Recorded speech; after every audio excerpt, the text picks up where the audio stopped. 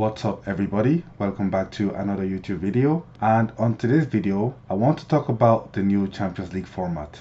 This year we have been introduced to the new Champions League format, which unlike its predecessor shares more of a resemblance to the proposed Super League, where the elite teams from each country face off to be crowned champions of Europe. Whereas in the old format, teams were split into 8 groups of 4, with the top 2 teams qualifying automatically. The new format does away with this and introduces a league format with 36 teams. Each team will play a total of 8 different opponents, with the top 8 teams qualifying automatically, and the next 16 teams playing a qualifying round to determine who joins the previous 8 teams. Now, in the old format, group winners and runner-ups were placed into separate bowls, and fixtures were drawn at random, with a group winner facing the runner-up, with the exception that teams from the same group or same association could not meet in the round of 16.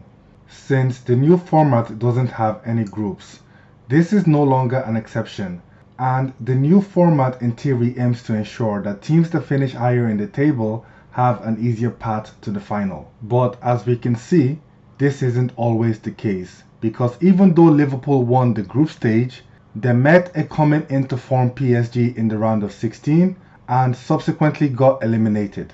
While the latest iteration of the Champions League aims to provide top-seeded teams an easier path into the final, it still doesn't account for the possibility that some of the top teams might actually end up in the lower seeded draws. The result of which could mean that even when you win the group, you could end up facing one of the more difficult teams in the earlier rounds. As it currently stands, it seems that finishing top of the group won't always grant you an easier path to the finals. But the question is, should this be the case? Because apart from automatic qualifications, it doesn't seem to be necessarily advantageous to top the group. Now, some of the suggestions I've seen include letting teams pick their own round of 16 opponent in order of their position in the league. So the team in first place gets to pick who their opponent is, followed by the team in second place, and so on. Another suggestion is for fixtures to be organized in terms of position in the table. So in the round of 16, the team that finishes in the highest position faces off against the team that finishes in the lowest position. And while I do agree there should be some incentives based on how well a team does in the group, I don't think this should come at the detriment of fair play and the randomness that a draw provides. It is unfortunate that a team that wins the group could potentially get a much tougher fixture than anticipated. And with currently 4 of the top 8 teams knocked out of the competition, it also goes to show the importance of a team playing well when it really matters. In my opinion, in order to win the Champions League and to be crowned Kings of Europe, you need to be able to defeat whatever team you face at any stage. This doesn't mean that it's not easier to win the Champions League if you get lesser teams on your path to the final.